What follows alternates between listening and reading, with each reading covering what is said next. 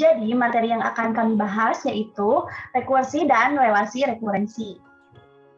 Rekursi adalah sebuah objek dikatakan rekursif jika ia didefinisikan dalam terminologi dirinya sendiri, atau rekursif adalah proses pemanggilan dirinya sendiri. Seperti contoh gambar di samping. Nah, fungsi rekursif ini didefinisikan oleh dua bagian. Basis adalah bagian yang tidak mengacu pada dirinya sendiri dan mengandung suatu ketetapan. Ciri nilainya sudah ditentukan. Sedangkan rekurens adalah bagian yang mendefinisikan fungsi dalam terminologi dirinya sendiri.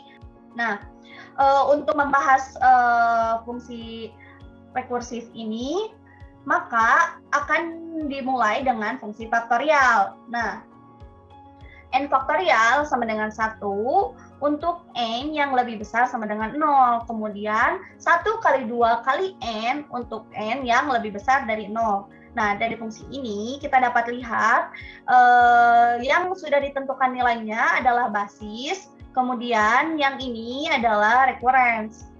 Untuk faktorial sendiri, 0 faktorial sama dengan 1, kemudian 1 faktorial sama dengan 1 dikali 1, kemudian 2 faktorial sama dengan 1 dikali 2, kemudian 3 faktorial sama dengan 1 dikali 2 dikali 3. Ini sama seperti 0 faktorial sama dengan 1, kemudian 1 faktorial sama dengan 1 dikali 0 faktorial, yang mana 0 faktorial ini bernilai 1. 2 faktorial sama dengan 2 kali 1 faktorial, kemudian 3 faktorial sama dengan 3 dikali 2 faktorial.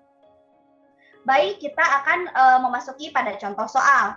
Diketahui fx sama dengan 0 untuk x yang bernilai 0, kemudian 2f x kurangi 1 ditambah x kuadrat untuk x yang tidak sama dengan 0. Yang ditanyakan adalah nyatakan dalam fungsi terurut.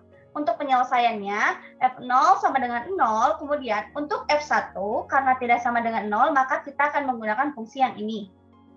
Maka kita akan memasukkan setiap angka 1 pada X di fungsi ini.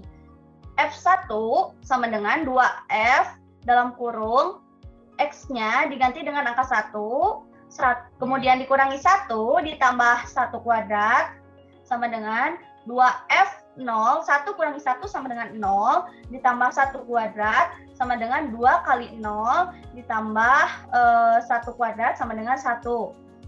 Nah, kemudian untuk F2-nya, 2F dalam kurung 2 kurangi 1, ditambah 2 kuadrat sama dengan 2F1, ditambah 2 kuadrat. Nah, sekarang kita akan memasukkan angka pada hasil F1, yaitu 2 dikali 1 ditambah 2 kuadrat sama dengan 2 tambah 4 sama dengan 6. Kemudian untuk F3 sama dengan 2F dalam kurung 3 kurangi 1 ditambah 3 kuadrat sama dengan 2F2 ditambah 3 kuadrat. Nah, sekarang kita akan memasukkan nilai F2 ini, yaitu 2 dikali 6 ditambah 3 kuadrat sama dengan 12 ditambah 9 sama dengan 21. Nah, dari hasil ini kita dapat pemetaan yaitu 0 dipetakan pada 0, kemudian 1 dipetakan pada 1, 2 dipetakan pada 6, dan 3 dipetakan pada 21. Jadi kita dapat memperoleh hasil Fn-nya yaitu ini. Baik, untuk materi selanjutnya akan dijelaskan oleh Nogar Suaji.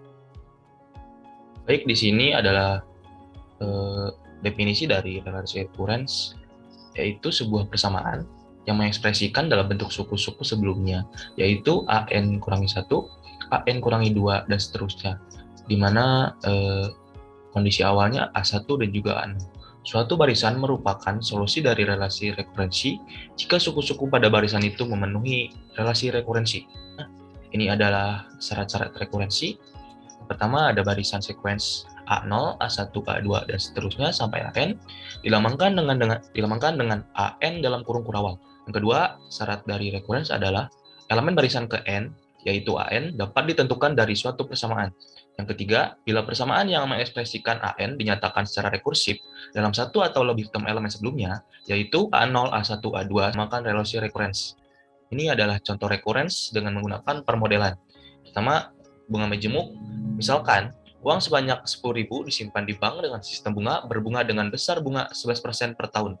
Maka, berapakah banyak uang setelah 30 tahun? Maka dapat dipecahkan sebagai berikut. PN kurangi 1 ditambah 0,11 sama dengan 1,11 PN kurangi 1. Lalu 1,11 PN kurangi 2 sama dengan 1,11 2 PN kurangi 2. Lalu 1,11 pangkat 2, 1,11 PN3 sama dengan 1,11 pangkat 3 PN kurangi 3. Lalu prosesnya dilakukan sampai 1,11 NP0. Jadi PN 1,11 NP0 10.000, 1,11 N terus 28.922.000.